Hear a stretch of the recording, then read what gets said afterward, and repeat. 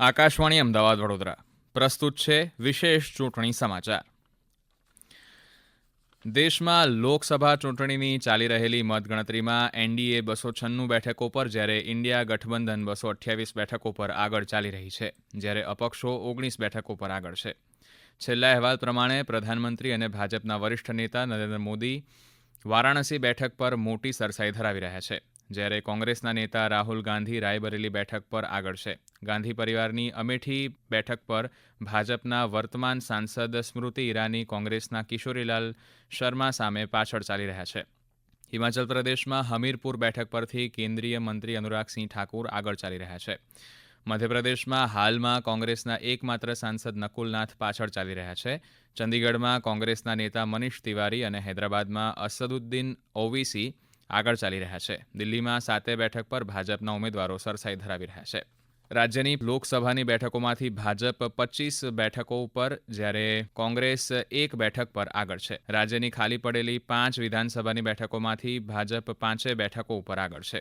ગાંધીનગર લોકસભા બેઠક અંગે અમારા પ્રતિનિધિ દુર્ગેશ મહેતા જણાવે છે કે અત્યાર સુધીમાં 24 બેઠકો ઉપર ભાજપ આગળ છે. બીજી તરફ જો વાત કરવામાં આવે તો ગાંધીનગર લોકસભા સીટ પર ભાજપના ઉમેદવાર તરીકે કેન્દ્રીય ગૃહ અને સહકાર મંત્રી અમિત શાહ છે, તો તેઓની સામે કોંગ્રેસના ઉમેદવાર સોનલબેન પટેલ છે. અમિત શાહ 11 રાઉન્ડના અંતે તેઓ 4,97,000 મતથી આગળ જોવા મળી રહ્યા છે.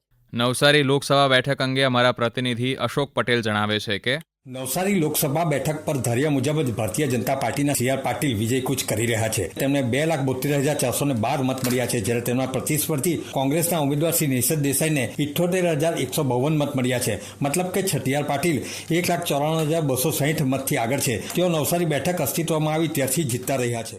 પોરબંદર લોકસભા અને વિધાનસભા બેઠકો ઉપર ચાલી રહેલી મતગણતરી અંગે સાંભળીએ અમારા પ્રતિનિધિ મહેશ લુક્કાનો અહેવાલ. પોરબંદર લોકસભા બેઠક પર બીજેપીના મનસુખભાઈ માંડવિયા 1,37,612 મતથી આગળ છે. જ્યારે વાત કરીએ પોરબંદર વિધાનસભાની પેટા ચૂંટણીમાં, તો પોરબંદર વિધાનસભાની પેટા ચૂંટણીમાં બીજેપીના અર્જુનભાઈ મોઢવાડિયા 69,262 મતથી આગળ ચાલી રહ્યા છે. લોકસભાની 25 બેઠકોની ચાલી રહેલી મતગણતરીમાં છેલ્લા મળતા અહેવાલ પ્રમાણે રાજકોટ બેઠકથી ભાજપના ઉમેદવાર પરસોત્તમ રૂપાલા કોંગ્રેસના પરેશ ધાનાણીથી 2.5 લાખથી વધુ મતોથી આગળ છે.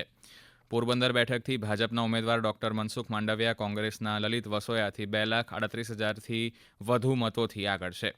ભાવનગર બેઠકથી ભાજપના ઉમેદવાર નીમુબેન બામભણિયા આમ આદમી પાર્ટીના ઉમેશ મકવાણાથી 1,66,000થી વધુ મતોથી આગળ છે. ખેડા બેઠકથી ભાજપના ઉમેદવાર દેવુસિંહ ચૌહાણ કોંગ્રેસના કાળુસિંહ ડાભીથી 1,83,000થી વધુ મતોથી આગળ છે. ભરૂચ બેઠકથી ભાજપના ઉમેદવાર મનસુખ વસાવા આમ આદમી પાર્ટીના ચૈતર વસાવાથી 61,000થી વધુ મતોથી આગળ છે. પાટણ બેઠકથી ભાજપના ઉમેદવાર ભરતસિંહ ડાભી કોંગ્રેસના ચંદનસિંહ ઠાકોરથી 10,477 મતથી પાછળ છે. બનાસકાંઠા બેઠક પરથી ભાજપના ઉમેદવાર ડોક્ટર રેખાબેન ચૌધરી કોંગ્રેસના ગેનીબેન ઠાકોરથી 10,900થી વધુ મતોથી આગળ છે. દાદરાનગર હવેલી લોકસભા બેઠકના ભાજપના ઉમેદવાર કલાબેન કેલકર તેમના નજીકના કોંગ્રેસના ઉમેદવાર અજીત રામજી મહાલાથી 37,982 મતથી આગળ છે. દીવ દમણ લોકસભા બેઠક પર અપક્ષ ઉમેદવાર ઉમેશભાઈ પટેલ 3,000થી વધુ મતોથી આગળ ચાલી રહ્યા છે. રાજ્ય વિધાનસભાની ખાલી પડેલી 5 બેઠકોની પેટા ચૂંટણીના પરિણામોના ટ્રેન્ડ જોઈએ તો વિજાપુર વિધાનસભા બેઠકના ભાજપના ઉમેદવાર ડોક્ટર સી.જે. ચાવડા તેમના નજીકના પ્રતિસ્પર્ધી કોંગ્રેસના ઉમેદવાર દિનેશ પટેલ 18,000થી વધુ મતોથી આગળ છે.